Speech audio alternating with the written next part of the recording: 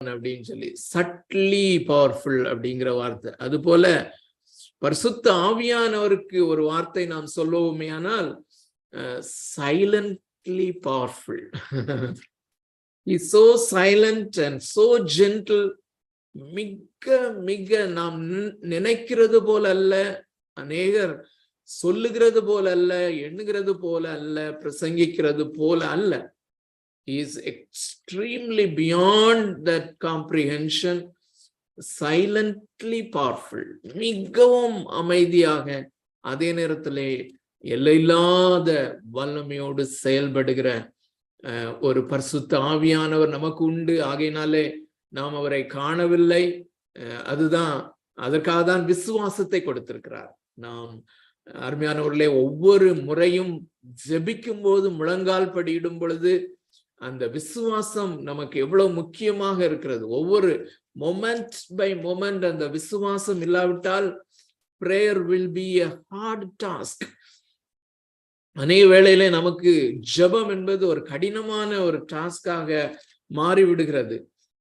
அதற்கு காரணம் அந்த இடைவிடாதபடி அந்த விசுவாசத்தை அருளி கொண்டிருக்கிற பரிசுத்த ஆவியானவர். ஒருவேளை அதை நாம் ரியலைஸ் பண்ணுவதற்கு தவற விட்டிருக்கலாம். இந்த விசுவாசம் நமக்கு மிகவும் மொமெண்ட் பை மொமெண்ட் நமக்கு தேவைப்படுகிறது. இந்த மாலை வேளையிலே அவருடைய வேதத்தை தியானிக்கவும் நாம் எவ்வளவு நேரம் அவருடைய பாதத்திலே நாம் இருக்கிறோமோ அவ்வளவு நேரம் நமக்கு அவருடைய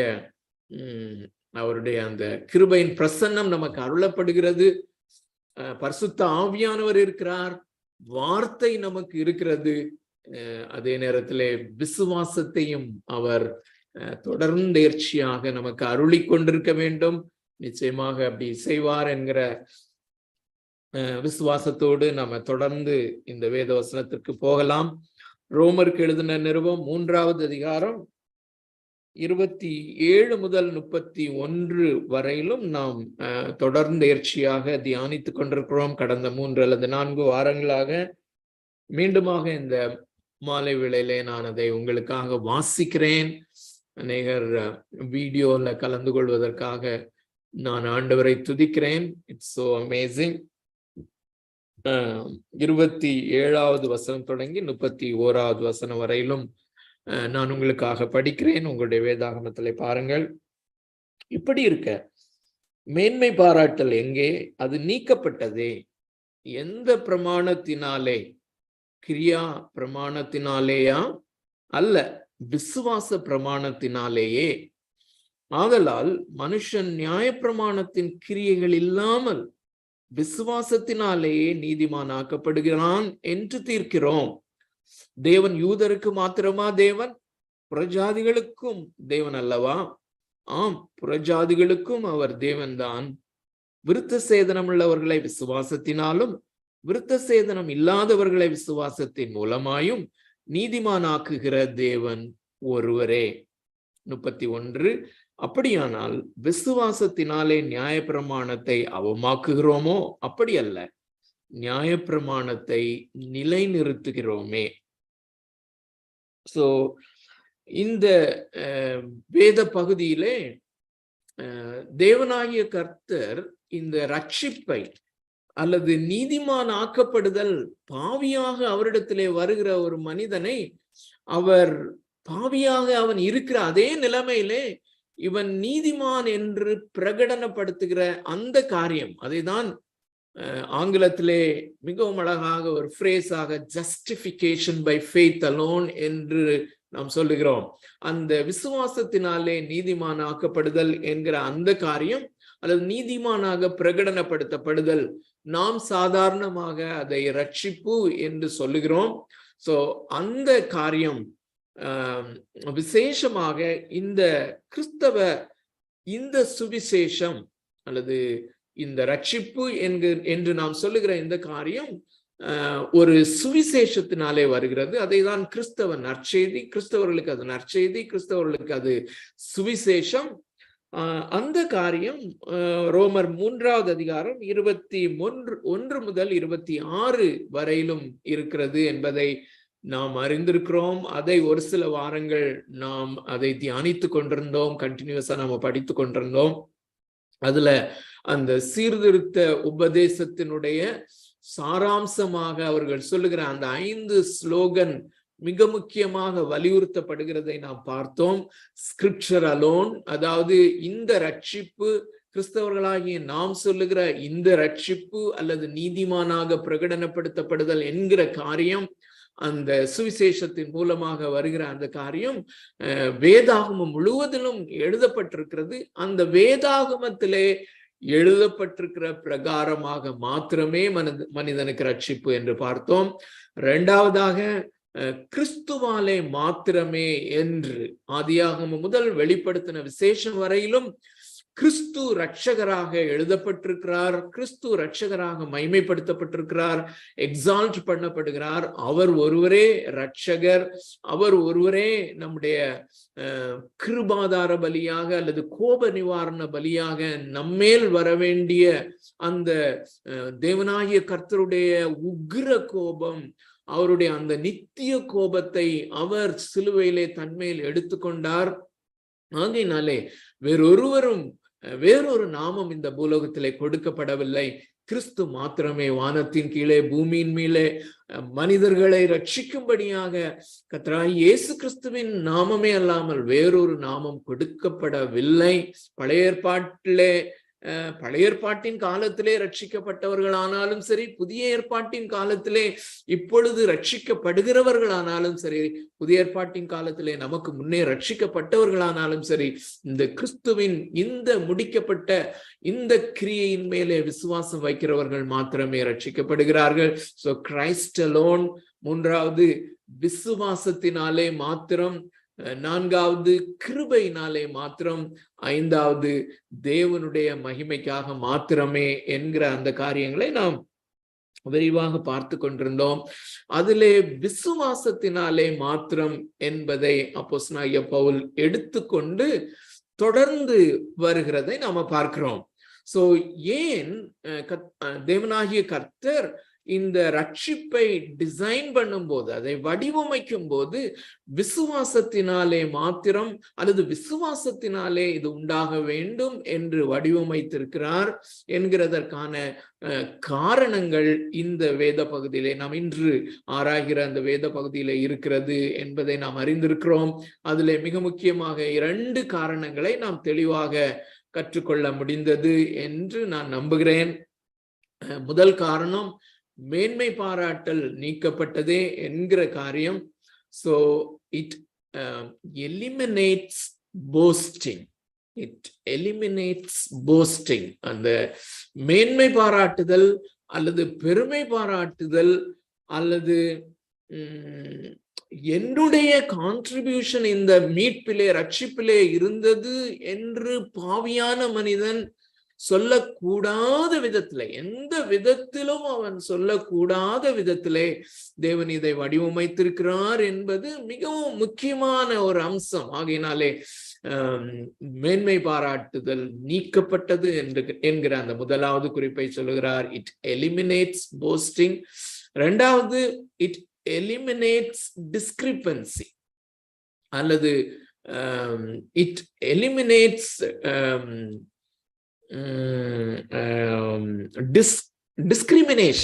டிஸ்கிரிமினேஷன், அந்த வேற்றுமை உணர்வு என்கிற காரியத்தை இது முற்றிலுமாக அகற்றி விடுகிறது. யூதர்கள் எப்பொழுதுமே புறஜாதிகளை கீழ்த்தரமானவர்கள் என்றும் தேவனால் தெரிந்து கொள்ளப்படாதவர்கள் என்றும் தேவன் வெறுக்கிற பாவ வாழ்க்கையிலே வாழ்கிறவர்கள் என்றும் மெய்யான கடவுளை குறித்த வெளிப்பாடை பெறாதவர்கள் என்றும், யூதர்களாகிய நாங்கள் தான் தேவனுடைய பிள்ளைகள், வாக்குத்தத்தத்தின் பிள்ளைகள், இஸ்ரவேல் என்பது எங்களுடைய தேவனால் கொடுக்கப்பட்ட அந்த காணியாட்சி, நாங்கள் வாக்குத்தத்தத்தை பெற்றவர்கள், சுதந்திரம் எங்களுடையது, அந்த புத்திரசுவிகாரம் எங்களுடையது, வாக்குத்தத்தம் எங்களுடையது. இவர்கள் புறஜாதியார் என்று சொல்லக்கூடிய அந்த டிஸ்கிரிமினேஷன், இந்த பிரிவினையாக நின்ற அந்த சுவரை தகர்ப்பது மிக முக்கியமாக இந்த விசுவாசம் என்கிற காரியம். அவர்களையும் விசுவாசத்தினாலே, புறஜாதிகளையும் விசுவாசத்தினாலே அவர் ரட்சிக்கிறார். யூதர்களையும் அவர் விசுவாசத்தினாலே மாத்திரமே ரட்சிக்கிறார் என்று சொல்லி அவர் சொல்லுகிற அந்த 2வது காரணத்தை பார்த்தோம். இந்த நாளிலே 3வது காரணத்துக்கு நாம் செல்வோம். 31வது வசனத்தை நான் மீண்டுமாக வாசிக்கிறேன். அப்படியானால் அப்படின்னா, இப்படி விசுவாசத்தினாலே நாம் நீதிமான்கள் ஆக்கப்படுகிறபடியினாலே, நாம் விசுவாசத்தினாலே நீதிமான்கள் ஆக்கப்படுகிறபடினாலே, அல்லது நாம் விசுவாசத்தினாலே ரட்சிக்கப்படுகிறபடினாலே நியாயப்பிரமாணத்தை அவமாக்குகிறோமோ? அப்படி அல்ல, நியாயப்பிரமாணத்தை நிலைநிறுத்துகிறோமே. அருமையான தேவனுடைய பிள்ளைகளே, எக்ஸ்பிளிசிட்டாக அநேக வசனங்களை அப்போஸ்தலனாகிய பவுல் பயன்படுத்துகிறதை பார்க்கும்போது எந்த ஒரு மனிதனும் நினைக்கக்கூடிய ஒரு காரியம், விசேஷமாக யூதர்கள் நினைக்கக்கூடிய காரியம், இவன் அந்த நியாயப்பிரமாணத்தை மிகவும் அற்பமாக எண்ணுகிறார். அருமையான தேவனுடைய பிள்ளைகளே, அப்போஸ்தலனாகிய பவுல் பயன்படுத்துகிற சில பிரேசஸ், அது எல்லாவற்றையும் நம்ம ஏற்கனவே பார்த்திருப்போம் அல்லது உங்களுக்கு நன்றாக தெரிந்தவைதான். ஆனாலும் கோர்வையாக ஒரு சில வசனங்களை நாம் இணைந்து நம்ம பார்ப்பது நல்லது என்று யோசிக்கிறேன். முதலாவதாக இதே 3வது அதிகாரத்திலே 20வது வசனத்தை பாருங்கள். 3வது அதிகாரம் 20வது வசனத்தை நான் உங்களுக்காக வாசிக்கிறேன். உங்கள் வேதாகமத்திலே தயை கூர்ந்து பாருங்கள். இப்படி இருக்க, பாவத்தை அறிகிற அறிவு நியாயப்பிரமாணத்தினால் வருகிறபடியால் எந்த மனுஷனும் நியாயப்பிரமாணத்தின் கிரியைகளினாலே தேவனுக்கு முன்பாக நீதிமான் ஆக்கப்படுவதில்லை. 2 காரியங்களை சொல்லுகிறார். ஒன்று, பாவத்தை அறிகிற அறிவு நியாயப்பிரமாணத்தினாலே வருகிறது.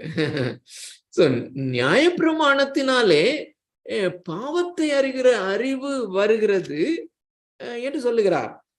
ஆகையினாலே எந்த மனுஷனும்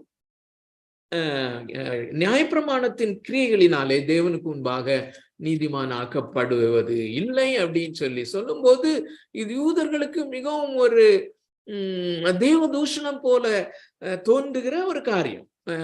தொடர்ந்து அப்படியே 4வது அதிகாரம் 15வது வசனத்தை பாருங்கள். 4வது அதிகாரம் 15வது வசனம். மேலும் நியாயப்பிரமாணம் கோபாக்கினையை உண்டாக்குகிறது, நியாயப்பிரமாணம் இல்லாவிட்டால் மீறுதலும் இல்லை. அப்கோர்ஸ் இந்த வசனங்களை எல்லாம் நாம் வாசிக்கிற இந்த வசனங்களை எல்லாம் அதனுடைய சந்தர்ப்பத்திலே நாம் பார்ப்போம். அந்த சந்தர்ப்பத்திலே அதனுடைய அர்த்தங்கள் கொஞ்சம் கொஞ்சம் மாறுபடலாம். ஆனாலும் அதை ஃபேஸ் வேல்யூல நம்ம பார்க்க வேண்டியது அவசியம். இங்கே அப்போஸ்தலனாகிய பவுல் எழுதுகிறார், நியாயப்பிரமாணம் கோபாக்கினையை உண்டாக்குகிறது என்று சொல்லுகிறார். அதுவும் ஒரு நியாயப்பிரமாணத்தை டிஸ்கிரெடிட் பண்ணுவது போல இருக்கிற ஒரு காரியம்தான். இப்போ அப்படியே 5வது அதிகாரம் 20வது வசனத்துக்கு வருவோம். 5:20. மேலும் மீறுதல் பெருகும்படிக்கு நியாயப்பிரமாணம் வந்தது. இது ஒரு யூதன் கேட்டானால் அவனுக்கு ஒரு சாதாரணமான காரியம் அல்ல. அவனுடைய நம்பிக்கை எல்லாமே அந்த நியாயப்பிரமாணம் தான். அந்த நியாயப்பிரமாணம் அது ஒரு பெரிய செக்லிஸ்ட் மாதிரி வைத்திருப்பார்கள். அதிலும் குறிப்பாக அந்த நியாயப்பிரமாணத்தின் போதகர்கள் என்று சொல்லக்கூடிய வேதபாரகர்களும் பரிசேயர்களும் இதையும் அவர்கள் என்லார்ஜ் பண்ணி ஒரு செக்லிஸ்ட் மாதிரி வைத்து, நான் இப்படி இருக்கிறேன், நான் அப்படி இல்லை, அவர்களைப் போல் இல்லை, அவர்களைப் போல் இல்லை, அவர்களைப் போல இல்லை, நான் இப்படி இருக்கிறவன் என்று அவர்கள் அன்றாடமும் ஒரு செக்லிஸ்டை போல அதை வைத்து கொண்டு இருக்கிறவர்கள். அவர்களுக்கு இதை கேட்கும் போது எப்படி இருக்கும் என்று யோசித்து பாருங்கள். மேலும் மீறுதல் பெருகும்படிக்கு நியாயப்பிரமாணம் வந்தது, அப்படி இருந்தும் பாவம் பெருகின இடத்தில் கிருபை அதிகமாய் பெருகிற்று என்று ஒரு காரியத்தை சொல்லுகிறார்.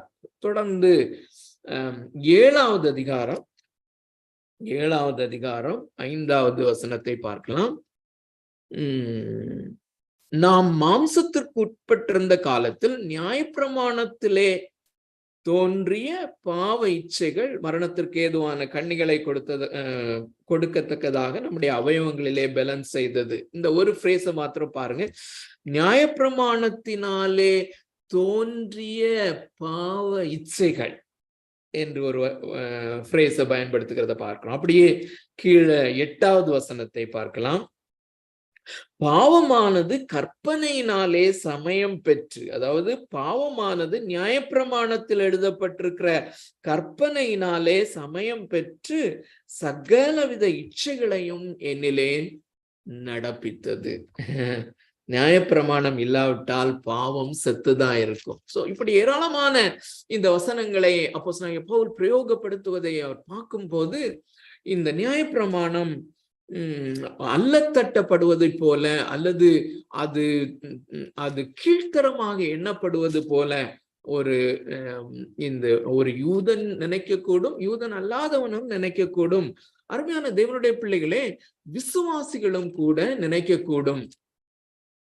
இன்று அநேகர் என்ன நினைக்கிறார்கள் என்றால், பழைய ஏற்பாட்டிலே தேவன் கொடுத்த அந்த நியாயப்பிரமாணம் அது முற்றிலுமாக அகற்றப்பட்டது. புதிய ஏற்பாட்டின் காலத்திலே இயேசு கிறிஸ்து எதற்காக வந்தார் என்றால், அந்த நியாயப்பிரமாணத்திற்கு உட்பட்டவர்களாக இருந்தவர்களை விடுதலையாக்கும்படியாக அல்லது நியாயப்பிரமாணத்தை இல்லாமல் செய்யும்படியாக என்கிறது போல அவர்கள் நினைத்து கொண்டிருக்கிறார்கள். அவர்கள் சொல்லுகிற காரியம், நாம் நியாய தீர்ப்புக்கு உட்பட்டவர்கள் அல்ல, அது பழைய ஏற்பாட்டிற்கு உரியது, அது யூதர்களுக்கு உரியது, அது புதிய ஏற்பாட்டு கிறிஸ்தவ விசுவாசிகளுக்கு இல்லை என்று சொல்லுகிறார்கள்.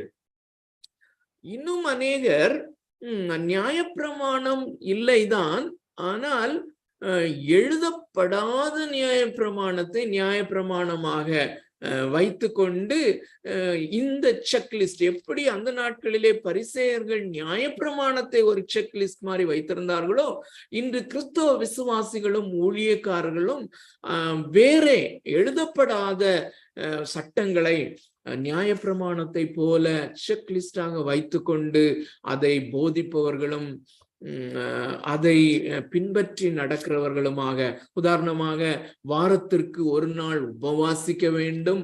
அருமையான உபவாசத்தை நான் தவறாக சொல்லவில்லை. உபவாசம் நிச்சயமாக நமக்கு வேண்டிய ஒரு காரியம்தான்.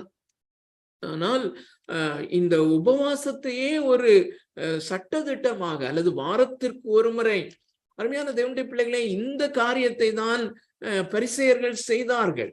நீங்கள் நியாயப்பிரமாணத்தை நீங்கள் பார்ப்பீர்களே, ஆனால் அதிலே எழுதப்பட்டிருக்கிற உபவாசத்தை பற்றி எழுதப்பட்டிருக்கிற காரியம் யூதர்களுக்கு வருஷத்திற்கு ஒரு முறை அவர்கள் உபவாசிக்க வேண்டும் என்கிற ஒரு காரியம்தான். ஆனால் இந்த பரிசேயர்கள் என்ன செய்வார்கள் என்றால், வாரத்துக்கு 2 முறை உபவாசிக்கிறேன் என்று அவர்கள் வாரத்திற்கு தேவன் கொடுத்த கட்டளையிலே வருஷத்திற்கு ஒரு முறை உபவாசிக்க வேண்டும் என்று இவர்கள் வாரத்துக்கு 2 முறை உபவாசிக்க வேண்டும் என்பதை கட்டளையாகவே போதிக்கிறவர்களாக இருந்தார்கள். அவர்களும் செய்கிறவர்களாக இருந்தார்கள். சோ ஆகையினாலே அவனை போல, ஆயக்காரனை போல நான் அல்ல, நான் வாரத்துக்கு 2 முறை உபவாசிக்கிறவன், இதை செய்கிறவன், அதை செய்கிறவன் என்று எப்படி பரிசேயர்கள் செய்தார்களோ, அதே போல இந்த நாளிலேயும் கிறிஸ்தவ விசுவாசிகளும் ஊழியக்காரர்களும் இப்படி அநேக எழுதப்படாத சட்டங்களை நியாயப்பிரமாணமாக வைத்திருக்கிறதை நாம் அறிந்திருக்கிறோம். அவர்கள் எல்லாருக்குமே இது ஒரு பாதகமான ஒரு காரியமாக தான் இருக்கும். சோ அருமையான தேவனுடைய பிள்ளைகளே, இந்த நியாயப்பிரமாணம் என்பது கிறிஸ்தவ விசுவாசிகளுக்கு அல்லத்தட்டப்பட வேண்டிய ஒரு காரியம் அல்ல. ஏனென்றால் இங்கே அப்போஸ்தலனாகிய பவுலுடைய மிக முக்கியமான வாதம் என்னவென்றால், நியாயப்பிரமாணத்தை நாம் அவமாக்குகிறோமோ? அப்படி அல்ல, நியாயப்பிரமாணத்தை நிலைநிறுத்துகிறோம் என்பதுதான். விசுவாசத்தினாலே நீதிமானாக்கப்படுதல் என்கிற காரியம் நமக்கு கொடுக்கப்பட்டிருக்கிறபடினாலே, அல்லது நம்முடைய ரட்சிப்பு விசுவாசத்தினாலே உண்டாயிருக்கிறபடினாலே, நாம் நியாயப்பிரமாணத்தை ஒருபோதும் அது அல்லத்தட்டவில்லை, இல்லாமல் போக பண்ணவில்லை. மாறாக நியாயப்பிரமாணத்தை நாம் நிலைநிறுத்துகிறோம். We establish the law. Faith doesn't eliminate the law, but faith establishes the law. அது எப்படி என்பதுதான். அதுக்கு முன்னாடி இந்த நியாயப்பிரமாணம் பழைய ஏற்பாட்டு பரிசுத்தவான்களுக்கும் நமக்குமே அது மிகவும் முக்கியமானது. அது தேவனாகிய கர்த்தர் அதற்கு மிகவும் அதிகமான முன்னுரிமை கொடுக்கிறார், முக்கியத்துவம் கொடுக்கிறார், கனத்தை கொடுக்கிறார் என்பதை பார்க்கும்படியாக ஒரு சின்ன பேசேஜ், சின்ன பேசேஜ் இல்ல, ஒரு புஸ்தகத்துக்கு நாம போறது நல்லது என்று யோசித்தேன். எஸ்ரா நெகேமியாவின் புஸ்தகத்துக்கு நாம திரும்பலாம். இங்கே இந்த நியாயப்பிரமாணத்தினுடைய முக்கியத்துவத்தை நாம் பார்க்கும்படியாக ஒரு சில காரியங்களை நாம பார்ப்பது நல்லது. அருமையானவர்களே, நெகேமியாவின் புஸ்தகம் நாம் நன்றாக அறிந்திருக்கிறோம். எஸ்ரா 8வது அதிகாரமும் நெகேமியா 8வது அதிகாரமும் நெகேமியா 9 இது மிகவும் முக்கியமான அந்த ஒரு, நான் நினைக்கிறேன் நினிவேயிலே நடந்த புறஜாதியார் மத்தியிலே அந்த நினிவேயில் நடந்த அந்த பெரிய மகா பெரிய அவேக்கனிங் எழுப்புதலுக்கு பிறகு யூதர்களுக்கு நடந்த மிக பெரிதான ஒரு எழுப்புதல் என்று இதை சொல்லலாம் என்று நான் நினைக்கிறேன். அந்த எழுப்புதலுக்கு காரணமாயிருந்தது, அருமையான தேவனுடைய பிள்ளைகளே, அது நன்றாக அப்சர்வ் பண்ணுவீர்களே ஆனால் இந்த பகுதியிலே அவர்கள் எந்த விதமான பலிகளையும் செலுத்தவில்லை. இங்கே எழுப்புதலுக்கு அடிப்படையாக காரணமாக இருந்ததே நியாயப்பிரமாணம் தான். இந்த நியாயப்பிரமாணம் என்பது தேவனாகிய கர்த்தர் தம்மை நீதி உள்ளவராக, பரிசுத்தமுள்ளவராக, அந்த உண்மை உள்ளவராக, நியாயமுள்ளவராக, God revealing himself as infinitely righteous, God revealing himself as infinitely just, God revealing himself as infinitely truthful, God revealing himself as infinitely holy. இதைத்தான் இந்த நியாயப்பிரமாணம் செய்கிறது. அருமையானவர்களே, மிகுந்த நாம் உன்னிப்பாய் கவனிக்க வேண்டிய காரியம், இது சாமுவேலின் காலத்துக்கு பின்பு, இது ராஜாக்களின் காலங்களிலே அவ்வப்பொழுது 1-2 சமயத்திலே எழுப்புதலின் காலத்திலே இது பயன்படுத்தப்பட்டிருக்கிறது, அல்லது அது தேடி எடுக்கப்பட்டு வாசிக்கப்பட்டு ஒரு சின்ன ஒரு ஸ்பார்க் அப்படின்னு தான் சொல்லலாம். அப்படி ஒரு காலம் இருந்தது. ஆனால் பொதுவாக நாம் பார்ப்போமே ஆனால் கிட்டத்தட்ட 600-700 ஆண்டுகளாக இந்த ராஜாக்கள் காலத்திலே அது கேட்பாரற்றுதான் கிடந்தது. அந்த நியாயப்பிரமாணம், இவ்வளோ ஒரு உன்னதமான நியாயப்பிரமாணம் அது அல்ல தட்டப்பட்டு கொண்டிருந்தது. ஆனால் நெகேமியாவின் காலத்திலே, அல்லது எஸ்ரா நெகேமியாவின் காலத்திலே அது கொண்டு வரப்படுகிறது. இந்த 8வது அதிகாரத்தை நம்ம பார்க்கலாம். என்னோட சேர்ந்து க்ளோஸரா கொஞ்சம் ஃபாலோ பண்ணிட்டு வாங்க. அநேக வசனங்களை ஒருவேளை கொஞ்சமாக நான் வாசிக்கலாம் என்று நினைக்கிறேன். 8வது அதிகாரத்துல முதல் வசனம் எப்படி ஆரம்பிக்குதுன்னா, அந்த தண்ணீர் வாசல் என்கிற அந்த வாசலுக்கு எதிரான அந்த வீதியிலே ஜனங்களே ஒருமனப்பட்டு அவங்க கூடி என்ன சொல்றாங்கன்னா, அந்த 8வது வசனம் முழுமையாகவே கொஞ்சம் வேகமா வாசிக்கிறேன். ஆனா 2வது சொற்றொடர் எனக்கு ரொம்ப முக்கியமா தெரியுது. ஜனங்கள் எல்லாரும் தண்ணீர் வாசலுக்கு முன்னான வீதியிலே ஒருமனப்பட்டு கூடி கர்த்தர் இஸ்ரவேலுக்கு கற்பித்த மோசேயின் நியாயப்பிரமாண புஸ்தகத்தை கொண்டு வர வேண்டும் என்று வேதபாரகனாகிய எஸ்ராவுக்கு சொன்னார்கள். So, is it not amazing? அருமையான தேவனுடைய பிள்ளைகளே, சிறையிருப்பிலிருந்து வந்தவர்கள், அருமையானவர்களே, அவர்களில் அநேகர், ஆல்மோஸ்ட் எல்லாருமே மிகவும் பொருளாதார ரீதியிலே நசுக்கப்பட்டவர்களாக, ஒன்றுமில்லாதவர்களாக, ஒரு சிலர் பாபிலோன்ல செய்த அந்த பிசினஸை வைத்து பணங்கள் கொண்டு வந்திருக்கலாம். ஆனால் பொதுவாக அவர்கள் அப்படிப்பட்ட நிலைமையில இருக்கும்போது எல்லாருமே இந்த வீதியிலே கூடி அவர்களாகவே எஸ்ராவினிடத்துல, ஐயா, நீங்கள் நியாயப்பிரமாண புஸ்தகம் இருக்கிறதல்லவா, மோசேக்கு கர்த்தர் கற்பித்த அந்த நியாயப்பிரமாண புஸ்தகம் இருக்கிறதல்லவா, அதை எடுத்துக்கொண்டு வந்து வாசியுங்கள், எங்களுக்காக வாசியுங்கள் Isn't it amazing அப்படின்னு சொல்றாங்க. இப்போ 3வது அதிகாரம் வாங்க. தண்ணீர் வாசலுக்கு முன்னான வீதிக்கு எதிரே இருந்து காலமே தொடங்கி மத்தியானம் மட்டும் புருஷருக்கும் ஸ்திரீகளுக்கும் கேட்டு அறியத்தக்க மற்றவர்களுக்கும் முன்பாக அதை வாசித்தான். சகல ஜனங்களும் நியாயப்பிரமாண புஸ்தகத்திற்கு கவனமாய் செவி கொடுத்தார்கள். இது அது பிரீஃபா எழுதிட்டு அதுக்கப்புறம் அதை விபரமாக எழுதும்போது காலையில இருந்துன்னா ஆக்சுவலா 6 o'clock இருந்து முழுசுமா அந்த அக்கௌண்ட்ல நீங்க படிச்சீங்கன்னா தெரியும், மத்தியானம் வரைக்கும் வாசிக்கிறாங்க. அதுக்கு முன்னால 4வது வசனத்துல அதுக்கு முன்னால நடந்தது அங்க வருது. வேதபாரகனாகிய எஸ்ரா அதற்கென்று மரத்தால் செய்யப்பட்ட ஒரு பிரசங்க பீடத்தின் மேல் நின்றான். சோ வேத பண்டிதர்கள் என்ன சொல்லுகிறார்கள் என்றால், இன்றைக்கு கிறிஸ்தவ திருச்சபைகளிலே அந்த பிரசங்க பீடம் மிக முக்கியமாக அமைக்கப்பட்டிருக்கிறது. அதுலயும் குறிப்பாக மெயின்லைன் சர்ச்சஸ்ல பாப்பீங்கன்னா அது மிகவும் உயரமான ஒரு இடத்துல இருக்கும்படியாக அவர்கள் அமைத்திருப்பார்கள். அது இந்த எஸ்ரா இவனுடைய அந்த காலத்தை தொடர்ந்து அந்த ட்ரெடிஷன்ல தான் வந்தது என்பதை மிக தெளிவாக சொல்லுகிறார்கள். அது உண்மைதான். எஸ்ரா தான் முதல் முறையாக இந்த நியாயப்பிரமாண புஸ்தகத்தை வாசிக்கும்படியாக ஒரு புல்பிட், அதாவது ஒரு பிரசங்க பீடத்தை அவன் மரத்திலே உண்டாக்குகிறான். அவனுக்கு வலது பக்கத்திலையும் இடது பக்கத்திலையும் சில தலைவர்கள் நிற்கிறார்கள். இப்ப 5வது வசனத்துல வாங்க. எஸ்ரா சகல ஜனங்களுக்கும் உயர நின்று சகல ஜனங்களும் காண புஸ்தகத்தை திறந்தான். அவன் புஸ்தகத்தை திறந்தான். அவன் அதை திறந்த போது ஜனங்கள் எல்லாரும் எழுந்து நின்றார்கள். Isn't it amazing? What an awesome regard and respect and reverence for the law of God.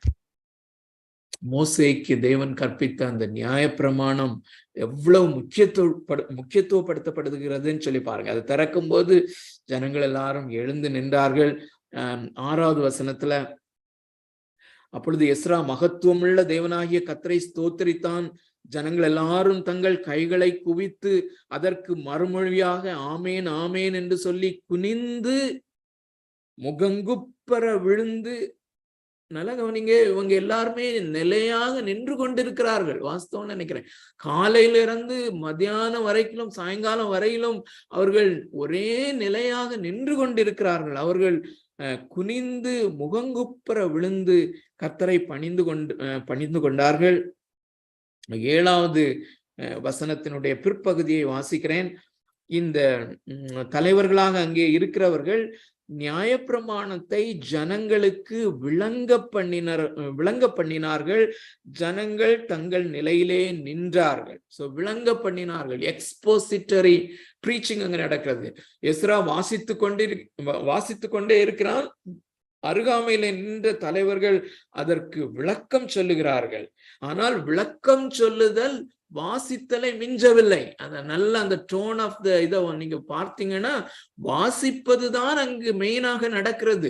நியாயப்பிரமாண புஸ்தகம் வாசிக்கப்படுகிறது. விளக்கம் சொல்லுதல் மிகவும் குறைவாக, விளக்கம் சொல்லுதல் அவ்வளவாக தேவையில்லை. 8வது வசனம், அவர்கள் தேவனுடைய நியாயப்பிரமாண புஸ்தகத்தை தீர்க்கமாக வாசித்து அர்த்தம் சொல்லி, அதற்குரிய அர்த்தத்தை சொல்லி வாசித்ததை அவர்களுக்கு விளங்க பண்ணினார்கள். 9வது வசனம், ஜனங்கள் எல்லாரும் நியாயப்பிரமாணத்தின் வார்த்தைகளை கேட்டபோது அழுதபடியால், அழுகை வருகிறத நம்ம பார்க்கிறோம். இப்போ நாம் 10வது வசனத்தினுடைய கடைசி பகுதியை வாசிக்கிறேன், அல்லது முதலேந்து வாசிக்கிறேன். பின்னும் அவன் அவர்களை நோக்கி, நீங்கள் போய் கொழுமையானதை புசித்து மதுரமானதை குடித்து ஒன்றுமில்லாதவர்களுக்கு பங்குகளை அனுப்புங்கள்.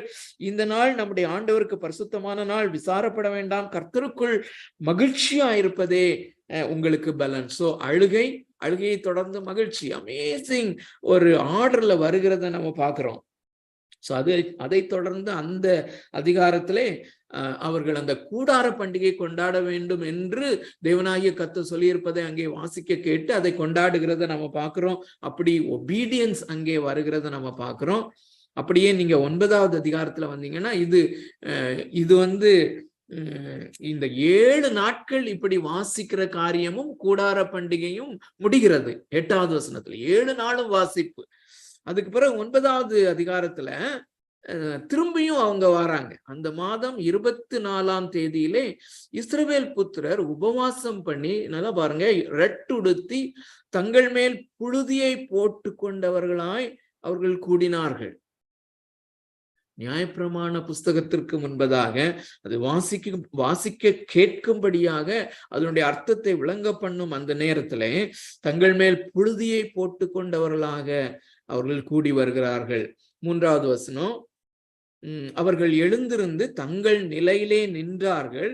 அப்பொழுது ஒரு ஜாமம் மட்டும் அவர்கள் தேவனாகிய கர்த்தரின் நியாயப்பிரமாண புஸ்தகம் வாசிக்கப்பட்டது. அதாவது 3 மணி நேரம் வாசிப்பு. அதுக்கு பிறகு, அதாவது இதுலயும் நீங்க பாத்தீங்கன்னா காலையில 6 மணிலேருந்தே வந்திருக்காங்க. 3 மணி நேரம் நியாயப்பிரமாண புஸ்தகத்தினுடைய வாசிக்கிறது நடக்குது. அதை தொடர்ந்து பாருங்க, பின்பு ஒரு ஜாமம் மட்டும் அவர்கள் பாவ அறிக்கை பண்ணி, ஒரு ஜாமம் மட்டும் 3 மணி நேரம் கன்ஃபெஷன், பாவ அறிக்கை நடக்கிறது.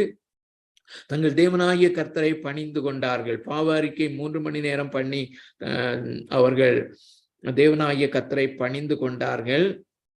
4வது வசனத்தினுடைய பிற்பகுதியை வாசிக்கிறேன்.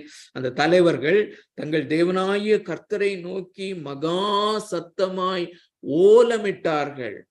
They cried unto the Lord by reading and understanding the law of God. நியாயப்பிரமாணம் மிக முக்கியம். 5வது வசனம் வாசிக்கிறேன். பின்பு லேவியரான யெசுவா, கத்மியேல், பானி, ஆசாப்தேயா, செராபியா, ஓதியா, செப்பனியா, பெத்தகியா என்பவர்கள் ஜனங்களை பார்த்து, நீங்கள் எழுந்திருந்து அநாதியாய் என்றென்றைக்கும் இருக்கிற உங்கள் தேவனாகிய கர்த்தரை ஸ்தோத்திரியுங்கள் என்று சொல்லி கர்த்தரை நோக்கி, எந்த ஸ்துதி ஸ்தோத்திரத்திற்கும் மேலான உம்முடைய மகிமையுள்ள நாமத்துக்கு ஸ்தோத்திரம் உண்டாவதாக.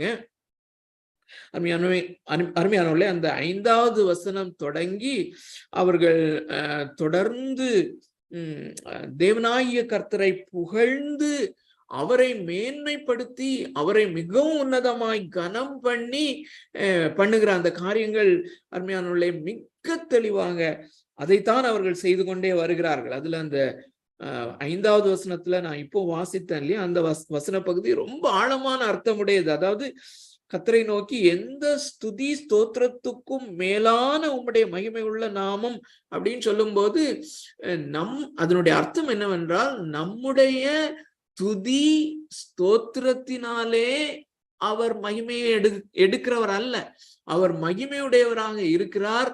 நாம் அவருடைய மகிமையை அக்னாலஜ் பண்ணுகிறோம் என்பதுதான். என்னுடைய துதியினாலும் என்னுடைய புகழ்ச்சியினாலும் என்னுடைய ஸ்தோத்திரத்தினாலும் அவருக்கு எந்த ஒரு பயனும் உண்டாவதில்லை என்பதுதான் அதனுடைய அர்த்தமாக இருக்கிறது. அதுல மிக முக்கியமான ஒரு வார்த்தையை நான் உங்களுக்கு காண்பிக்க விரும்புகிறேன். 8வது வசனத்தினுடைய பிற்பகுதி, தேவரீர் உம்முடைய வார்த்தைகளை நிறைவேற்றி நீர் நீதி உள்ளவர். எதை வச்சு தேவனாகிய கர்த்தர் நீதி உள்ளவர் அப்படின்னு சொல்றாங்கன்னா, உம்முடைய நியாயப்பிரமாணத்தின்படி நீர் எங்களை புறஜாதியார்களுடைய கையிலே நீர் விற்று போட்டீர். 70 வருஷம் பயங்கர அடிமைத்தனத்தில் இருந்தோம், இப்பொழுதும் அடிமைத்தனத்தினே தான் இருக்கிறோம், நீர் நீதி உள்ளவர் என்று அக்னாலஜ் பண்றாங்க. Isn't it amazing? அருமையான தேவனுடைய பிள்ளைகளே, 10வது வசனம் கடைசி பாகத்தை மாத்திரம் வாசிக்கிறேன். இந்த பெர்ஸ்பெக்டிவ்ல நீங்க நேரம் கிடைக்கும் போது வீட்டுல வாசிங்க. இப்படியே இந்நாள் வரைக்கும் இருக்கிறபடி உமக்கு கீர்த்தியை உண்டாக்கினீர். 13வது வசனம், நீர் சீனாய் மலையில் இறங்கி வானத்திலிருந்து அவர்களோட பேசி அவர்களுக்கு செம்மையான நீதி நியாயங்களையும் நல்ல கட்டளைகளும் கற்பனைகளும் ஆகிய, பாருங்க அதுல நியாயப்பிரமாணத்தை குறித்து எப்படி சொல்லப்பட்டிருக்கிறது என்று, செம்மையான நீதி நியாயங்களையும் நல்ல கட்டளைகளையும் கற்பனைகளும் ஆகிய உண்மையான பிரமாணங்களையும் நீர் கொடுத்தீர்.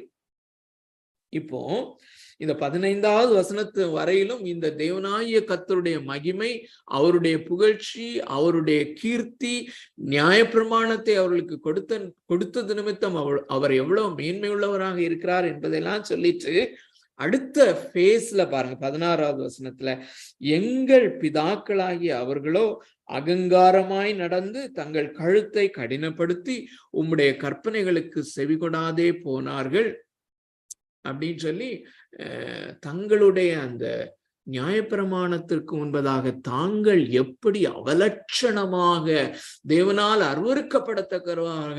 தக்கவர்களாக அவருடைய அந்த கனமான அந்த நியாயப்பிரமாணத்தை மீறினவர்களாக நிற்கிறார்கள் என்கிறது. அருமையான தேவனுடைய பிள்ளைகளே, அநேக வேளையில இந்த MPTCல நாம மிகவும் முக்கியமாக சொல்லுகிற அந்த இண்டக்டிவ் பைபிள் ஸ்டடி கூட ஒரு சில வேளைகளில் பாதகமாக ஆகிவிட வாய்ப்பு இருக்கிறது. அருமையானவர்களே, அதுல ஒரு சிலரை நான் பார்த்திருக்கிறேன், அப்ளிகேஷன் பார்ட்டுக்கு ரொம்ப முக்கியத்துவம் கொடுத்து, அது கரெக்ட் தான், அதுல சின் டு கன்ஃபஸ் என்ன, நானும் அப்படி இருந்தவன் தான்.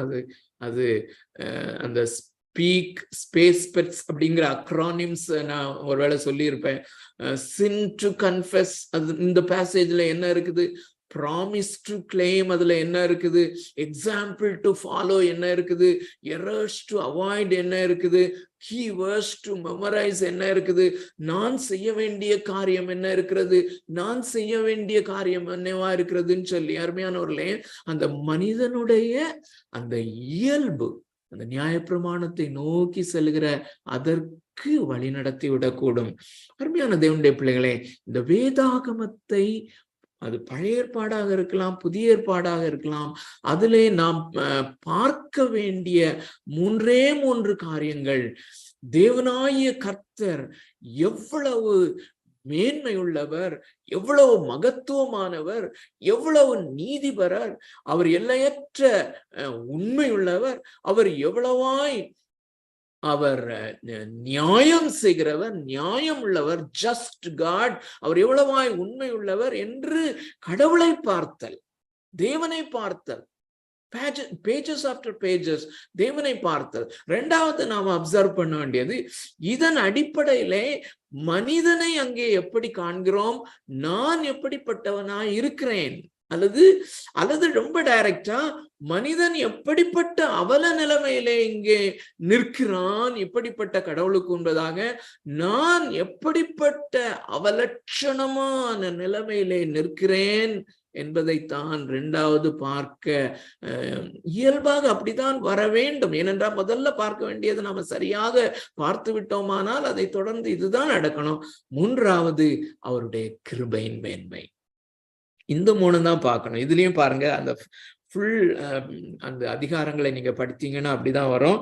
சோ எங்கள் பிதாக்களாகி அவர்களோ அகங்காரமாய் நடந்து என்று அதை குறித்து சொல்லுகிறவர்கள் 17வது வசனத்தினுடைய கடைசி பகுதியை உங்களுக்கு வாசிக்கிறேன். ஆகிலும் வெகுவாய் மன்னிக்கிறவரும் இரக்கமும் மன உருக்கமும் நீடிய சாந்தமும் மகா கிருபையும் உள்ளவருமான தேவனாகிய நீர் அவர்களை கைவிடவில்லை. What an amazing God. அவங்க நியாயப்பிரமாணத்துல பாக்குறாங்க. அருமையானவர்களே, இங்க நாம கவனிக்க வேண்டிய ஒரே ஒரு காரியம், நான் வலியுறுத்த நினைத்த காரியம், அந்த நியாயப்பிரமாணம் என்ன ஃபங்க்ஷன் அங்க செய்கிறது என்று பாருங்கள். நியாயப்பிரமாணம் அந்த சுயநீதிக்கு நேராக இங்கே நடத்தவில்லை. நியாயப்பிரமாணம் அந்த பழைய ஏற்பாட்டின் அந்த காலத்திலேயும் அது உண்மையான எழுப்புதல், ஒரு அவைக்கணிக்கு நேராக நடத்துகிறது. அந்த ப்ராசஸ் எப்படின்னு சொல்லி பாருங்க. அங்க தேவனாகிய கர்த்தரை மகத்துவம் உள்ளவராக ரொம்ப அழகாக மக்கள் பார்க்கிறார்கள். விளக்கம் சொன்னவர்கள் அந்த நியாயப்பிரமாணத்தினுடைய விளக்கத்தையும் அர்த்தத்தையும் சொல்லுகிறார்கள். அப்போ ஜனங்கள் அவருடைய இந்த மகா மேன்மையான மகத்துவத்தை காண்கிறார்கள். அப்புறம் தங்களுடைய அவலட்சணமான அந்த நிலைமையை அவர்கள் உணர்கிறார்கள். தேவனுடைய கிருபையையும் பார்க்கிறாங்க. இந்த 3 காரியத்துக்குமே அவர்களை வழி நடத்துகிற காரியம் நியாயப்பிரமாணம். Isn't it amazing? அருமையானவர்களே, சோ நியாயப்பிரமாணம் மிகவும் இந்த விதத்திலே அது மிகவும் முக்கியமானது. அந்த 2 அதிகாரங்களையும் முழுமையாக இந்த பெர்ஸ்பெக்டிவ்ல நீங்க வாசித்து பாருங்க, ரொம்ப அமேசிங்காக இருக்கும். இப்போ நம்ம திரும்ப நம்முடைய அந்த பிரைமரி டெக்ஸ்டுக்கு வருவோம். ரோமர் 3வது அதிகாரம் 31வது வசனத்துக்கு வருவோம். சோ பழைய ஏற்பாட்டிலும் சரி, புதிய ஏற்பாடு விசுவாசிகளாகிய நமக்கும் நியாயப்பிரமாணம் நீக்கப்பட்டு விட்டதா? இல்லை, இல்லை. we have it. அதைத்தான் அவர் சொல்லுகிறார். பிகாஸ் ஏனென்றால் அந்த நியாயப்பிரமாணம் தேவனை தேவனாக வெளிப்படுத்துகிறது, மனிதனை மனிதனாக வெளிப்படுத்துகிறது. தேவனுடைய கிருபையை இந்த நியாயப்பிரமாணம் காண்பிக்கிறது. What an amazing law! அப்படிப்பட்ட ஒரு நியாயப்பிரமாணத்தை நாம் விசுவாசத்தினாலே நீதிமானாக்கப்படுவதினாலே அதை அவமாக்குகிறோமோ? நிச்சயமாய் அல்ல. We are establishing it. We have the law. We should have the law. அதுதான் அப்போஸ்தலனாகிய பவுலினுடைய வாதம். We should have the law. நியாயப்பிரமாணம் நமக்கு இருக்கிறது என்று சொல்லி. சோ அருமையானவர்களே, 2 விதங்களிலே இந்த நியாயப்பிரமாணத்தை நாம் நிலைநிறுத்துகிறோம். ஒன்று, நம்முடைய நீதிமானாக்கப்படுதல் என்கிற ப்ராசஸ்லே நாம் அதை நிறைவேற்றுகிறோம், அல்லது நீதிமானாக்கப்படுதல் என்கிற அந்த காரியம் நம்மிலே நடக்கும்போது நாம் நியாயப்பிரமாணத்தை நிலைநிறுத்துகிறோம். அது எப்படி? கொஞ்சம் பார்க்க முயற்சி செய்வோம். 2வது, நம்முடைய பரிசுத்தமாக்கப்படுதலிலே, in our sanctification, நாம் நியாயப்பிரமாணத்தை நிலைநிறுத்துகிறோம். இந்த 2 ஏரியாஸ்லயுமே நாம் நியாயப்பிரமாணத்தை கொஞ்சமோ அல்லத்தட்டவில்லை, மாறாக அதை நிலைநிறுத்துகிறோம். இதை புரிந்து கொள்ள பரிசுத்த ஆவியானவர் நமக்கு உதவி செய்வாராக. ஆல்மோஸ்ட் புரிந்து கொண்டவர்களும் அநேகர் இருக்கிறீர்கள். பட் ஸ்டில், அருமையான தேவனுடைய பிள்ளைகளே, இந்த முதலாவது நீதிமானாக்கப்படுதல் அல்லது நீதிமானாக பிரகடனப்படுத்தப்படுதல் அல்லது ரட்சிக்கப்படுதல் அல்லது ஜஸ்டிபிகேஷன் என்கிற அந்த காரியத்தை கொஞ்சம் பார்ப்போம். இந்த காரியத்திலே நாம் தேவனுடைய அந்த மகத்தான நியாயப்பிரமாணத்தை, நெகேமியா புஸ்தகத்துல வாசித்த அந்த நியாயப்பிரமாணத்தை நாம் எப்படி நிலைநிறுத்துகிறோம் என்கிற காரியத்தை, அருமையான தேவனுடைய பிள்ளைகளே, ஒரு வசனத்தை வேகமாக நம்ம வாசிக்கலாம். இது ரோமருக்கு எழுதின நிருபம்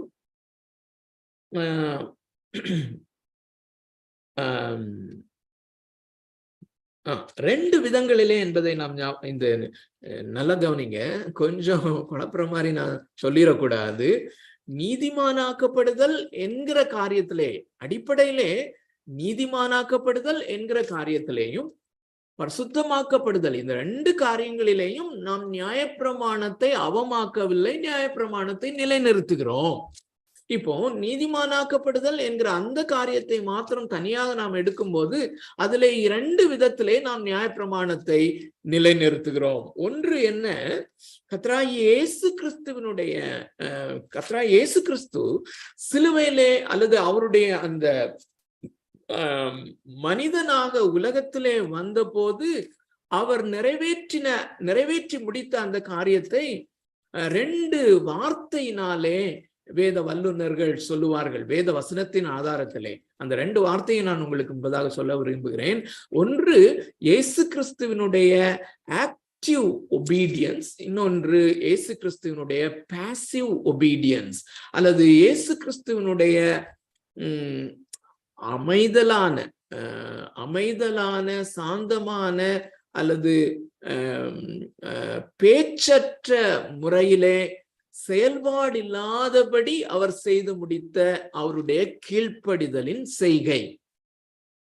நல்லா கவனிங்க. 2வது, அவர் வாழ்ந்த காலத்திலே, அவர் அந்த மரணத்திற்கு போகும் முன், சிலுவைக்கு போகும் முன் வாழ்ந்த காலத்திலே அவர் நியாயப்பிரமாணத்திற்கு கீழ்ப்படிந்த காரியங்கள் அல்லது ஆக்டிவ் ஒபீடியன்ஸ் என்று அதை டெக்னிக்கலாக சொல்லுவார்கள்.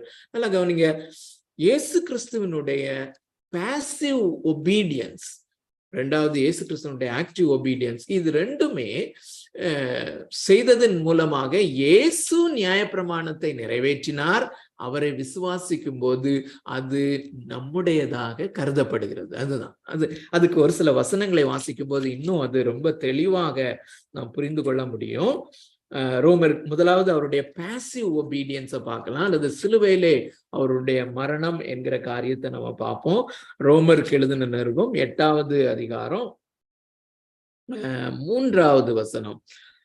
2யும் 3யும் வாசிக்கிறேன். ரோமர் 8வது அதிகாரம் 2, 3. கிறிஸ்து இயேசுவினாலே ஜீவனுடைய ஆவியின் பிரமாணம் என்னை பாவம் மரணம் என்பவைகளின் பிரமாணங்களில் நின்று விடுதலை ஆக்கிற்றே. ரொம்ப ஆழமா நம்ம அதை பார்க்க வேண்டியதில்லை. இப்போ அந்த முதல் ஃப்ரேஸை மாத்திரம் எடுத்துக்கொள்ளுங்கள். கிறிஸ்து இயேசுவினாலே ஜீவனுடைய ஆவியின் பிரமாணம், ஆவியின் பிரமாணம் அல்லது லா ஆஃப் த ஸ்பிரிட் என்ற ஒரு காரியத்தை அவர் இன்ட்ரோடியூஸ் பண்ணுகிறத நம்ம பார்க்கிறோம். 3வது வசனம் தான் மெயினா பார்க்க வேண்டியது.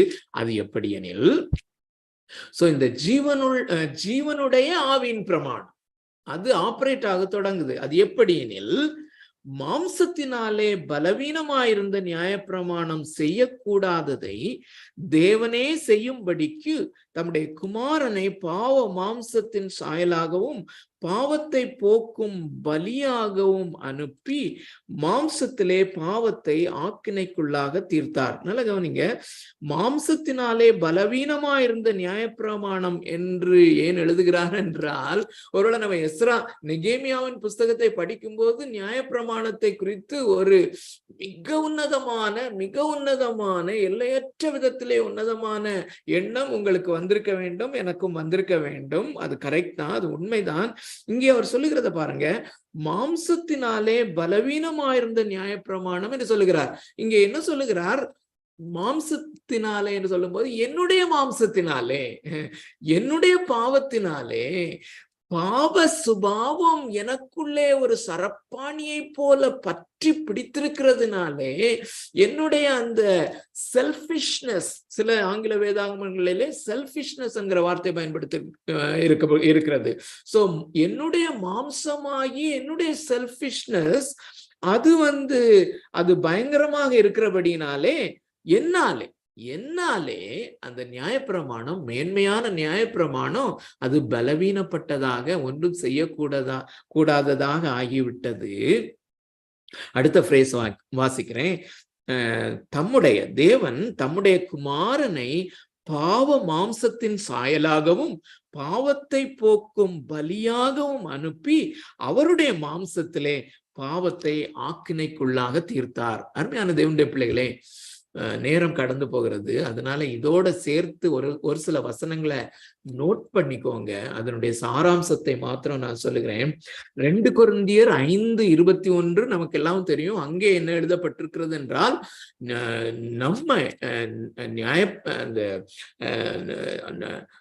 நம்மை மீட்கும்படியாக பாவம் அறியாத இயேசுவை பாவமாக்கினார்.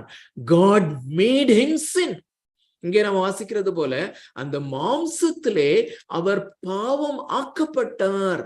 அவர் பாவம் அறியவில்லை, அவர் பாவம் ஆக்கப்பட்டார். இன்னொன்னு, கலாத்தியர் 3வது அதிகாரம் 10-13 நீங்க வாசித்தீங்கன்னா, மரத்திலே, நல்ல கவனிங்க, அது ரொம்ப மிக முக்கியமான ஒரு பேசேஜ். அதுல என்ன எழுதப்பட்டிருக்கிறது என்றால் அதை நாம் விளங்கிக் கொள்வது மிக முக்கியம். நல்லா கவனிங்க. நம்ம எஸ்ரா நெகேமியா புஸ்தகத்திலே வாசித்த அந்த கனமான அந்த நியாயப்பிரமாணம் இருக்கிறது அல்லவா, அந்த நியாயப்பிரமாணம் என்ன ஒரு முடிவுக்கு வருகிறது என்றால், இந்த நியாயப்பிரமாண புஸ்தகத்திலே ஒரு நியாயப்பிரமாணம் இல்லாதபடி எல்லாவற்றையும் பின்பற்ற வேண்டும்.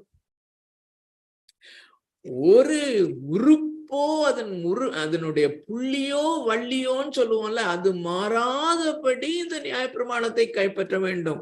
ஒண்ணு மாத்திரம் நான் கை கொள்ளவில்லை என்று சொல்லாலும் அது எடுபடாது. என்ன ஆகும்? சோ இந்த நியாயப்பிரமாணத்தை 100% வள்ளியும் புள்ளியும் மாறாம அதை கை கொள்ளுகிறவர்களுக்கு ஆசீர்வாதம். ஆனால் ஒன்றாங்கிலும் அதிலே தவறுவானால் இது கனமான அந்த மகா பரிசுத்த தேவனை வெளிப்படுத்துகிற நியாயம், அவர் கொடுத்த நியாயப்பிரமாணமா இருக்கிறபடினாலே ஒன்றை நீ மீறினாலும் சாபம். சாபம் என்றால் நித்திய நரக ஆக்கினை. ஆனா அருமையான தேவனுடைய பிள்ளைகளே, ரொம்ப ரொம்ப எனக்கு ஆச்சரியமா இருக்கிற ஒரு காரியம், நமக்கும் நம்ம எல்லாருக்கும் ரொம்ப ஒரு வண்டர் என்னன்னா, நியாயப்பிரமாணத்தை ஒரு வள்ளியும் புள்ளியும் மாறாதபடி கீழ்ப்படிந்து, இந்த கலாத்தியர் நோட் பண்ணிக்கோங்க, கலாத்தியர் 3:10-13, கலாத்தியர் 4:5, அதுல எல்லாம் அதுதான் எழுதியிருக்கு. ஏன்னா இந்த 2 வசன பகுதிகளிலையும் எழுதியிருக்கிறத நான் சாராம்சத்தை சொல்லுகிறேன். அந்த இயேசு கிறிஸ்து அவர்தான் இந்த நியாயப்பிரமாணத்தின் அதிபதி. இந்த நியாயப்பிரமாணத்தை அருளினவர் அவர் இந்த நியாயப்பிரமாணத்திற்கு உட்பட்டவராக, காலம் நிறைவேறின போது ஸ்திரீனிடத்தில் பிறந்தவரும் நியாயப்பிரமாணத்திற்கு உட்பட்டவருமாக. What an amazing love it is. எனக்காகவும் உங்களுக்காகவும் நம்மை மீட்கும்படியாக நியாயப்பிரமாணத்திற்கு அப்பாற்பட்டவர் அல்லது நியாயப்பிரமாணத்தை அருளின நியாயாதிபதி அவர். நானும் நீங்களும் பிறந்தவுடனே நியாய தீர்ப்புக்கு உட்பட்டவர்களாக இருக்கிறோம். அதை மறந்துவிட வேண்டாம். நம்ம யூதனோ புறஜாதியோ நியாய தீர்ப்புக்கு உட்பட்டவர்களாக இருக்கிறோம். ஆனால் அதிலே ஒன்றையும் நிறைவேற்ற முடியாதவர்களாக நித்திய சாபத்திற்கு உட்பட்டவர்களாக இருக்கும்போது நியாயப்பிரமாணத்திற்கு அப்பாற்பட்டவர் நியாய தீர்ப்புக்கு உட்பட்டவராக வந்து ஆனா அதை நிறைவேற்றினார். ஸ்திரீனிடத்திலே பிறந்தவர்களில் இந்த நியாயப்பிரமாணத்தை 100% நிறைவேற்றி கீழ்ப்படிதல் உள்ளவராக வாழ்ந்தவர் ஒரே ஒருவர் உண்டானார், அது இயேசு கிறிஸ்து மாத்திரமே. ஆனா மரத்திலே தூக்கப்பட்ட எவனும் சபிக்கப்பட்டவன் என்று எழுதியிருக்கிறபடி, அதாவது நியாயப்பிரமாணத்தை மீறி நிற்கிற நாமெல்லாரும் சபிக்கப்பட்டவர்கள் என்று எழுதியிருக்கிறபடி அவர் மரத்திலே தூக்கப்பட்டார். Is it not an injustice? இது அநியாயம் போல தோன்றுகிறது அல்லவா? The just God doing such a thing. இல்ல, ஒருத்தர் தான் பெர்ஃபெக்டாக அதை நிறைவேற்றினவர். நிறைவேற்ற முடியாதபடி, நிறைவேற்ற கூடாததினாலே அந்த நியாயப்பிரமாணத்தின்படி நித்திய நரகமாகி அந்த சாபத்திற்கு உட்பட்டவர்களுக்காக அந்த பனிஷ்மெண்ட்டை தான் எடுத்துக்கொள்ளுகிறார். ஆகையினாலே நான் விசுவாசிக்கும் போது அவர் இந்த செய்து முடித்த அவருடைய அந்த பாசிவ் ஒபீடியன்ஸ்ல அவர் நிறைவேற்றின அந்த மரண தண்டனை நான் நிறைவேற்றினது போல கருதப்படுகிறது. What is it? இது என்ன? அருமையான தேவனுடைய பிள்ளைகளே, if this does not excite a preacher, I severely doubt the preacher. நானும் அப்படிதான் இருந்தேன். நானும் அப்படிப்பட்ட ஒரு பிரீச்சரா தான், மிஷனரியா தான் இருந்தேன். அருமையான தேவனுடைய பிள்ளைகளே, I don't know இது எப்படி, எதனாலே அந்த பிரசங்கிமார்களுக்கு இது எக்ஸைட்டிங் ஆக இல்லை என்று. சோ இரண்டாவது, இந்த ஜஸ்டிபிகேஷன்ல, இந்த நீதிமான் ஆக்கப்படுதல் என்கிற காரியத்திலே நாம் எப்படி இந்த நியாயப்பிரமாணத்தை அவமாக்காமல் அதை நிறைவேற்றுகிறோம் என்றால், இயேசு கிறிஸ்துவனுடைய ஆக்டிவ் ஒபீடியன்ஸ், அதை குறித்து நாம் நன்றாக அறிந்திருக்கிறோம். ரோமர் 5:19 நீங்க நோட் பண்ணிக்கொள்ளலாம். அதுல நம்ம அதை குறித்து மிக தெளிவாக வாசிக்கிறோம். இன்னும் அநேக வசனங்கள் உண்டு, நல்லா கவனிங்க. அதனுடைய சாராம்சத்தை நான் சொல்லிவிடுகிறேன். இந்த 33.5 ஆண்டுகள் இயேசு கிறிஸ்து அந்த சிலுவைக்கு போவதற்கு முன்பதாக அவர் அந்த நியாயப்பிரமாணத்திற்கு கீழ்ப்படிந்தார், அல்லது தேவனாகிய கர்த்தருடைய கட்டளைகளுக்கும் கற்பனைகளுக்கும் முற்றிலுமாக அவர் கீழ்ப்படிந்தவராக வாழ்ந்தார். அந்த கீழ்ப்படிதல் என்னுடைய கீழ்ப்படிதலாக கருதப்படுகிறது. What an amazing thing, அருமையானவர்களே. ஒன்று கூட அது கீழ்ப்படிய முடியாதவர்களாக இருந்தோம். ஆனால் பிதாவாகிய தேவன் நம்ம என்று நீதிமானாக பிரகடனப்படுத்துகிறாரோ அன்று சொல்லுகிறார், நியாயப்பிரமாணத்தின்படி சரியானவனாக நான் உன்னை காண்கிறேன். நியாயப்பிரமாணத்தை நிறைவேற்றினவனாக நான் உன்னை காண்கிறேன். ஒருவேளை நாம் 30 வயதிலே ரட்சிக்கப்படுகிறோம் என்றால், 20 வயதிலே ரட்சிக்கப்படுகிறோம் என்றால், இந்த 20 வயது வரையிலும் நீ நீதிமானாக வாழ்ந்ததாக காண்கிறேனே. நீ எல்லா கற்பனைகளையும் கட்டளைகளையும் கீழ்ப்படிந்தவனாக நான் உன்னை காண்கிறேனே. அப்ப நாம சொல்லுகிறோம், இந்த டிவைன் கோர்ட் ரூம்ல, how is it Lord? அது எப்படி ஆண்டவரே? என்னை போல ஒரு அயோக்கியன் இல்லையே, என்னை போல ஒரு கேடி. நோ, என்னுடைய குமாரனாகிய இயேசு கிறிஸ்துவனுடைய கீழ்ப்படிதல், டே ஆஃப்டர் டே, டே ஆஃப்டர் டே, ஒவ்வொரு நாளும் அவருடைய கீழ்ப்படிதல், it is counted as your obedience. What is it, Lord? And அருமையான தேவனுடைய பிள்ளைகளை, ஒரே ஒரு வசனத்தை வாசித்து முடிக்கிறேன். ஒருவேளை முற்று பெற்றதா என்று எனக்கு தெரியவில்லை. மத்தேயு எழுதின சுவிசேஷம், இயேசு கிறிஸ்து தன்னுடைய மலை பிரசங்கத்திலே சொன்ன காரியம் இதுதான். மத்தேயு எழுதின சுவிசேஷம் 5வது அதிகாரம், கடந்த வாரத்திலேயும் வாசித்து முடித்தேன் என்று நினைக்கிறேன். இன்றும் வாசித்துதான் முடிப்போம். 5வது அதிகாரம் 17வது வசனம் முதல் 20வது வசனம். அருமையான தேவனுடைய பிள்ளைகளே, சைட் பை சைடு நான் சொல்லிடுறேன். 2வது ஆஸ்பெக்ட் நம்முடைய நீதிமான் ஆக்கப்படுதல் என்கிற காரியத்திலேயும், அல்லது ஜஸ்டிபிகேஷன்ல இந்த நியாயப்பிரமாணத்தை நாம் அவமாக்காமல் அதை நிறைவேற்றுகிறோம் அல்லது எஸ்டாப்ளிஷ் பண்ணுகிறோம் என்பதை பார்த்தோம். அதே விதமாக நம்முடைய பரிசுத்தமாக்கப்படுதலிலும் நாம் நியாயப்பிரமாணத்தை அவமாக்கவில்லை, நிலைநிறுத்துகிறோம். அதை கொஞ்சம் சொல்லி நான் இந்த வசனத்தை வாசித்து முடிக்கிறேன். நல்லா கவனிங்க. இந்த வசன பகுதியை திருப்பி கொண்டீர்கள் என்று நினைக்கிறேன். 5வது அதிகாரம் 17 முதல் 20 வரையிலும், அதுல ரொம்ப சுருக்கமாக சொன்னால் 17, 18 ஆகிய இந்த 2 வசனங்களிலேயும் நம்முடைய ஜஸ்டிபிகேஷன், நான் முதல்ல சொன்ன அந்த நரேஷனை மனசுல வச்சுக்கோங்க. நம்முடைய நீதிமானாக்கப்படுதல் என்கிற காரியத்திற்கு இயேசு தன் நியாயப்பிரமாணத்தை எப்படி நிறைவேற்றினார் என்பதை குறித்து பேசுகிறார். ஆனா 19, 20 வசனங்கள்ல அந்த பரிசுத்தமாக்கப்படுதல் என்கிற காரியத்திற்கு அது எப்படி பொருத்தமாயிருக்கிறது, நியாயப்பிரமாணத்தை எப்படி நாம் நிலைநிறுத்துகிறோம் அப்படிங்கிற காரியத்தை அமேசிங்காக டீச் பண்ணுகிறார். 17, 18 வாசிக்கிறேன். நியாயப்பிரமாணத்தை ஆனாலும் தீர்க்க தரிசனங்களை ஆனாலும் அழிக்கிறதற்கு வந்தேன் என்று எண்ணிக்கொள்ளாதேங்கள். அமேசிங் இல்ல? இயேசு கிறிஸ்து எவ்வளவு கனத்தையும் மகிமையும் அந்த நியாயப்பிரமாணத்துக்கு கொடுக்கிறான்னு பாருங்க.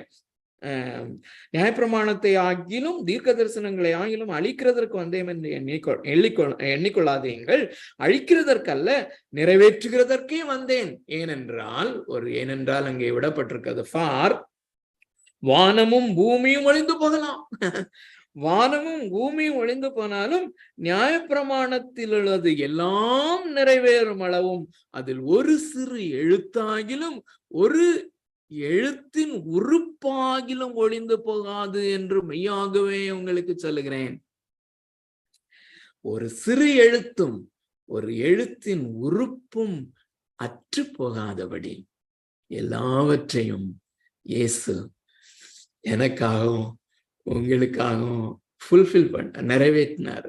Isn't it amazing? Oh, what a God we have, what a Christ we have, what a Christ we have. அது மாத்திரம் இல்ல, தீர்க்க தரிசனங்களிலே எழுதியிருக்கிற எல்லா நியாயப்பிரமாணத்தினுடைய பலிகளினுடைய நிறைவேறுதலாக, எல்லா பலிகளினுடைய நிறைவேறுதலாக. ஒரு பலியையும் அவர் அல்ல தட்டவில்லை, எல்லா பலியையும் பெர்ஃபெக்டாக தன்னிலே நிறைவேற்றினார். வாவ்.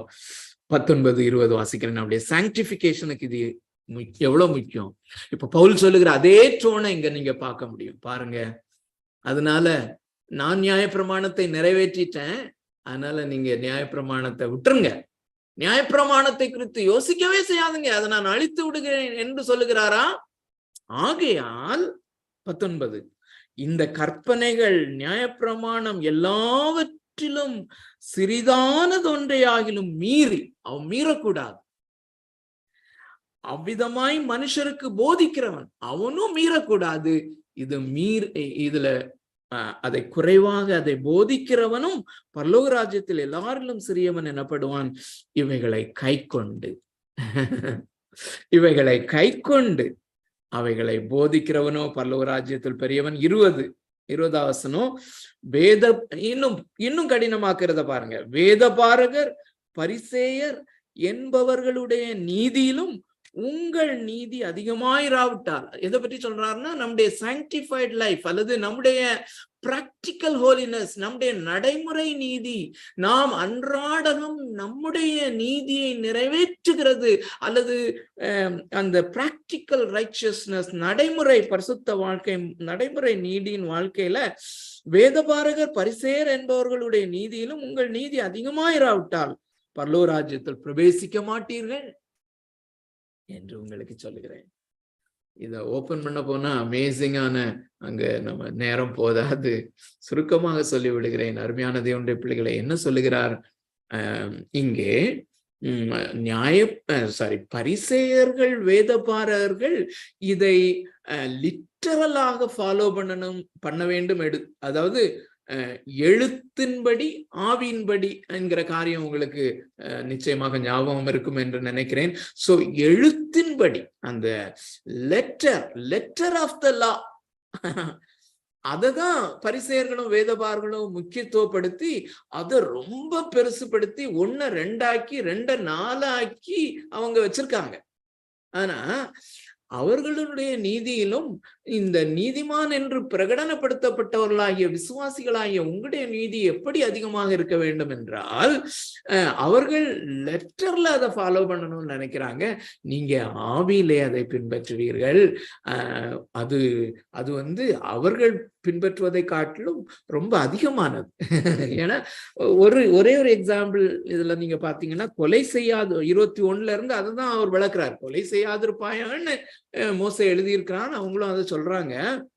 நான் உங்களுக்கு சொல்றேன், சகோதரனை நியாயமில்லாமல் கோபித்துக் கொள்பவன், கோபமான வார்த்தைகளை சொல்லுகிறவனே அவன் ஈக்குவல் டு மர்டர்.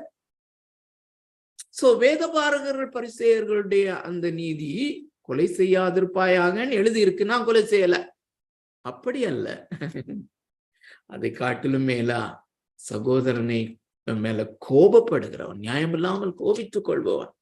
சோ பாருங்க, அப்ப எப்படி அந்த ஸ்பிரிட் ஆஃப் த லாவை கொண்டு வரான்னு பாருங்க. அந்த நியாயப்பிரமாணத்தை அவர் எவ்வளவு அழகாக இன்டர்பிரட் பண்ணி, இதுதான் கிறிஸ்தவ விசுவாசிகளாகிய உங்களுடைய நீதியாக இருக்க வேண்டும், இந்த நீதியை நீங்கள் நிறைவேற்றுவதற்கு உங்களுக்கு ஒரு எனார்மஸான கிருபை ஆவியின் பிரமாணத்திலே கொடுக்கப்படுகிறது.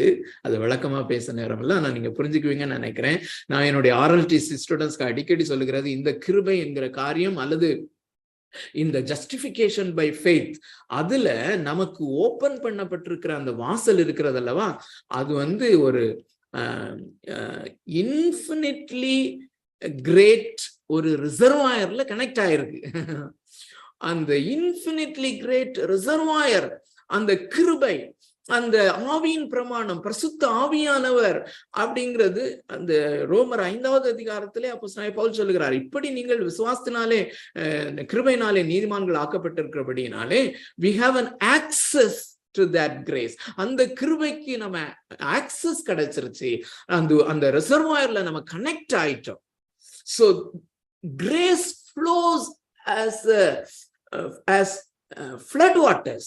இந்த கிருபையானது, நீ கிருபையினாலே நீதிமானாக்கப்பட்ட, விசுவாசத்தினாலே நீதிமானாக்கப்பட்ட உனக்கு இந்த இன்ஃபினிட் ரிசர்வாயர் ஆஃப் கிரேஸ், இந்த கிருபையின் எல்லையற்ற அந்த ரிசர்வாயர்ல இருந்து, அல்லது ஆவியின் அந்த எல்லையற்ற ரிசர்வாயர்ல இருந்து நீ அதுக்கு ஆக்சஸ் உனக்கு கிடைச்சிருக்கு. அங்கிருந்து அது ஃப்ளோ ஆயிட்டே இருக்கும். உன்னுடைய இருதயத்துல இந்த பிரமாணங்கள் எழுதப்பட்டிருக்கிறது. இருதயபூர்வமாக நீ கீழ்ப்படியக்கூடிய அந்த ஆற்றலை உனக்கு அருளியிருக்கிறேன். அது அருளப்பட்டு கொண்டே இருக்கும். Wow, what an amazing privilege we have. Praise be to God. கர்த்ததாமே இந்த வசனங்களை நமக்கு ஆசீர்வதித்து தருவாராக. நடைமுறை நீதியின் வாழ்க்கையில் நடக்க தேவன் தாமே நம்முடைய எனார்மஸான கிருபையை நமக்கு அருளி செய்வாராக. அதை பெற்றுக்கொண்டு வாழ தேவன் கிருபை தருவாராக.